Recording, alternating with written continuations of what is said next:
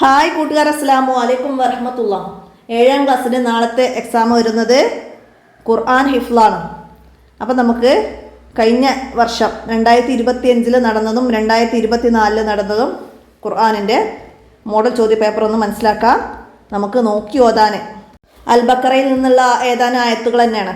അപ്പം നമുക്കത് ഓതി കൊടുക്കാൻ കഴിയണം. ഓതി കൊടുക്കുമ്പോൾ നമ്മൾ പഠിച്ച മുൻ ക്ലാസ്സുകളിൽ പഠിച്ച മഹ്റജുകളെക്കുറിച്ചും തജ്വീദ് നിയമങ്ങളും പിന്നെ ശൈലി, പിന്നെ ശബ്ദമാധുര്യം, സിഫത്തുകൾ, ഇതൊക്കെ മനസ്സിലാക്കി നന്നായിട്ട് ഓതി കൊടുത്താലാണ് നമുക്കവിടെ 50 മാർക്ക് കിട്ടുക.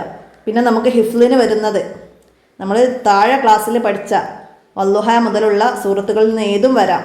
പിന്നെ നമുക്ക് യാസീനും വാക്കിയാണ് 7ാം ക്ലാസ്സിൽ ഹിഫ്ലാക്കാനുള്ളത്. 5ാം ക്ലാസ്സിൽ നമ്മൾ യാസീൻ പഠിച്ചിട്ടുണ്ട്, അപ്പോൾ അത് റിപ്പീറ്റാണ്. പിന്നെ വാക്കിയയുമാണ്. അപ്പോൾ ഇതിൽ ആദ്യത്തേതിൽ ചെറിയ സൂറത്തുകളൊന്നും വന്നിട്ടില്ല. അപ്പോൾ അത് വരാൻ സാധ്യത കൂടുതലാണ്. എല്ലാവരും മനസ്സിലാക്കിയിട്ട് മുന്നത്തെ സൂറത്തുകളൊക്കെ പഠിക്കണം.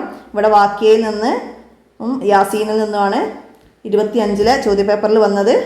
അപ്പോൾ അത് മനസ്സിലാക്കണം. ഇനി 24ത്തെ ചോദ്യപേപ്പറിൽ എന്തൊക്കെയാണ് വന്നത് നോക്കി ഓതുമ്പോൾ മറ്റേതിൽ പറഞ്ഞതുപോലെ തന്നെയാണ് ഇവിടെ നമ്മൾ തജ്വീദ് നിയമങ്ങളൊക്കെ പാലിച്ചിട്ട് നോക്കി ഓതാം.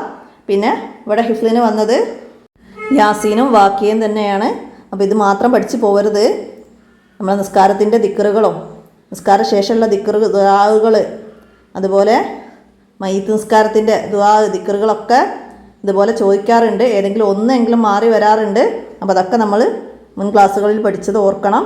ചെറിയ സൂറത്ത് സബ്ബിസ്മ അല്ലത്താക്ക കുല്യായുൽ കാഫിർ, ഇതൊക്കെ എല്ലാ അധിക ക്ലാസ്സിലും ചോദിക്കുന്നതാണ്.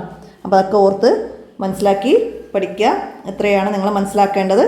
നമുക്ക് അടുത്ത ചോദ്യപേപ്പറുമായി അടുത്ത വീഡിയോയിൽ കാണാം. അസ്സലാമു അലൈക്കും വറഹ്മത്തുള്ളാഹി.